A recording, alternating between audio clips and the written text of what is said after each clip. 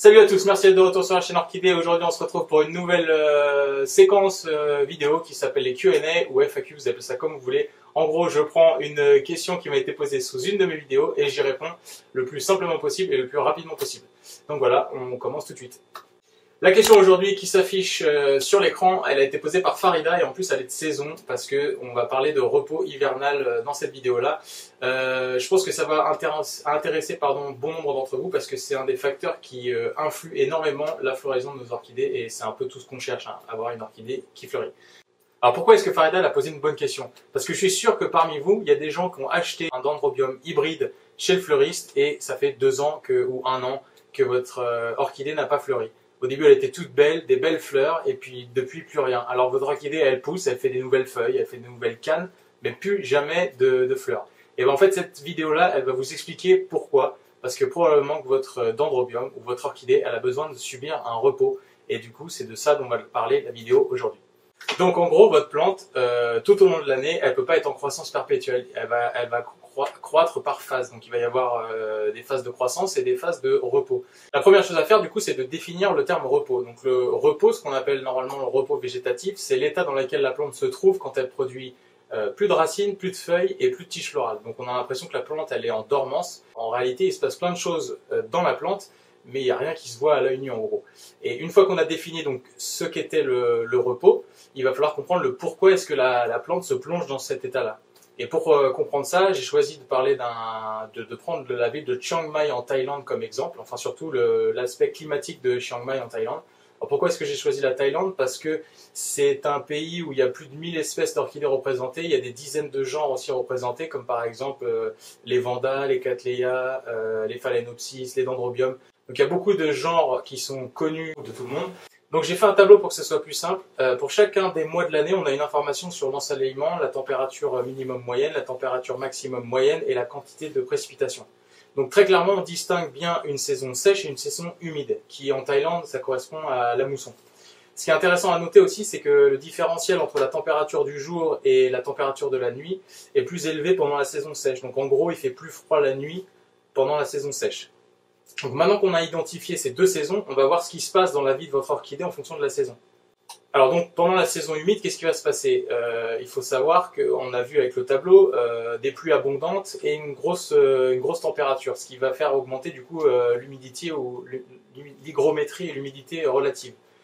Globalement, ça va être une des conditions optimales pour les orchidées pour développer des nouvelles feuilles et des nouvelles racines. Donc elles vont en faire une quantité maximum pour pouvoir stocker cette humidité et cette eau-là pour pouvoir après résister pendant la période sèche.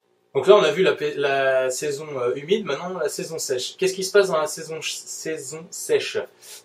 Du coup, il n'y a pas de précipitation parce qu'il n'y a pas de nuages. Et du coup, comme il n'y a pas de nuages, il y a un ensoleillement maximum. Ce qui va permettre à vos orchidées, enfin aux orchidées in situ, pardon, de pouvoir faire de la photosynthèse à 1000% parce qu'il n'y a aucun filtre entre le soleil et leurs feuilles. Du coup, en fait, qu'est-ce qu'elles vont faire pendant cette photosynthèse-là? Elles vont transformer des petits atomes de carbone en sucre. Et en fait, c'est cette transformation-là entre carbone et sucre qui va favoriser une floraison. Parce que votre orchidée, elle va lancer une floraison que quand elle aura atteint un niveau de sucre suffisant. Et ça, elle est capable de le faire uniquement parce que le ciel n'est pas couvert et qu'elle a énormément de luminosité et de lumière qu'atteignent ses feuilles. Donc ça, c'est la grosse différence au niveau fonctionnement de l'orchidée. Période humide, feuilles, racines. Période sèche, elle crée du sucre pour initier la floraison. Alors les orchidées, elles fleurissent toujours après le repos végétatif pendant la période sèche pour la simple et bonne raison, en fait il y a 2 raisons. La première raison, c'est que vous savez bien que chaque fleur doit être fécondée pour assurer la survie de l'espèce d'orchidée en particulier.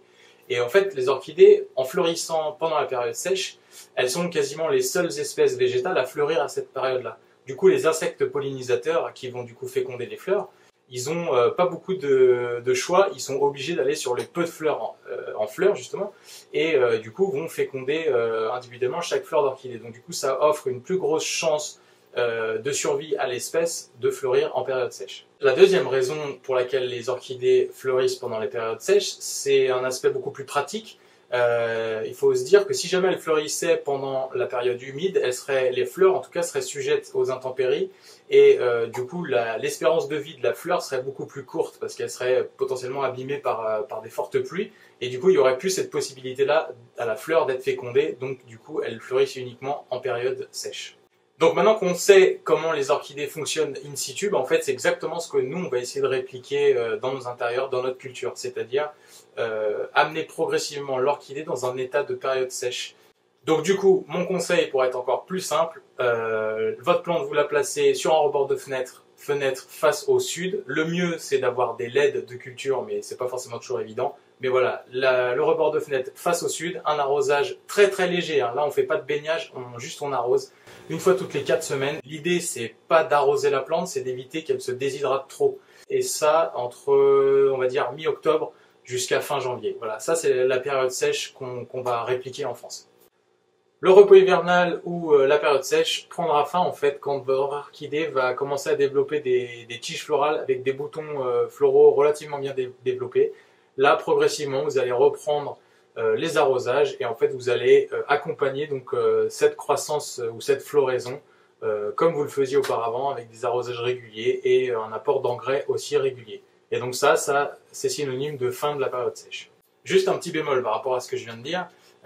J'en avais parlé dans la dernière vidéo que j'ai fait avec Romain, si vous ne l'avez pas vue, je vous la mets ici, cliquable. En fait, on parlait à un moment donné que dans la culture des orchidées, il fallait être relativement pragmatique. C'est-à-dire que si votre orchidée, au 15 octobre, vous voyez qu'elle est en train de faire des nouvelles racines, ou une nouvelle feuille, ou même carrément une nouvelle tige florale, on ne va pas la mettre en repos forcé, la plante. Il va falloir l'accompagner avec des arrosages réguliers comme ce que vous faisiez avant, et des arrosages avec un engrais, l'engrais que vous utilisez le reste de l'année. Et voilà, il faut accompagner la croissance de la plante et pas la mettre en repos forcé. C'est vraiment la plante, l'état dans lequel se trouve la plante au 15 octobre qui va déterminer si oui ou non vous mettez cette plante en repos ou pas. En revanche, si au 15 octobre vous vous rendez compte que la plante elle n'a pas de création de nouvelles feuilles, pas de nouvelles racines, pas de tiges florales, et ben vous pouvez donc amorcer le repos dont on vient de parler. Avant de terminer la vidéo, il ne me reste plus qu'à vous dire une chose, et vous en serez peut-être douté, toutes les orchidées n'ont pas besoin d'un repos hivernal. Certaines ont besoin, d'autres non. Pour savoir si l'orchidée que vous avez chez vous a besoin de subir un repos hivernal, il faut que vous regardiez votre orchidée et que vous observiez si oui ou non elle a les attributs qui vont permettre à cette orchidée de stocker de l'eau. Donc si jamais vous avez affaire à une orchidée qui a des pseudobulbes ou des cannes, donc en pseudobulbes je pense notamment au Cattleya, et quand je parle d'orchidées à cannes, je pense notamment au Dendrobium ou tous les autres hybrides. Si jamais vous avez affaire à des orchidées comme ça, il y a de grandes chances qu'ils aient besoin de subir un repos hivernal pour pouvoir fleurir, parce que vous avez vu, c'est des orchidées qui ont les attributs pour stocker l'eau de la période humide, pour la garder pendant la période sèche. Par contre, si jamais vous avez affaire à un Phalaenopsis, par exemple, qui n'a pas les attributs de stockage, il y a de grandes chances qu'il n'ait pas besoin de période de repos. Ça encore, c'est une méthode qui n'est pas fiable à 100%, mais vous allez pouvoir quand même pas mal dégrossir. Si vous voulez être sûr vraiment si votre espèce a besoin d'un repos hivernal, faites des recherches sur internet avec le nom exact de votre espèce et vous allez pouvoir trouver plein de sites internet, je pense, qui parleront de cette espèce-là en particulier. Voilà, c'est la fin de ce premier Q&A. On se retrouve dimanche prochain à la même heure à 14 h. D'ici là, portez-vous bien et puis comme d'habitude, likez, commentez la vidéo et abonnez-vous. Merci beaucoup, ciao!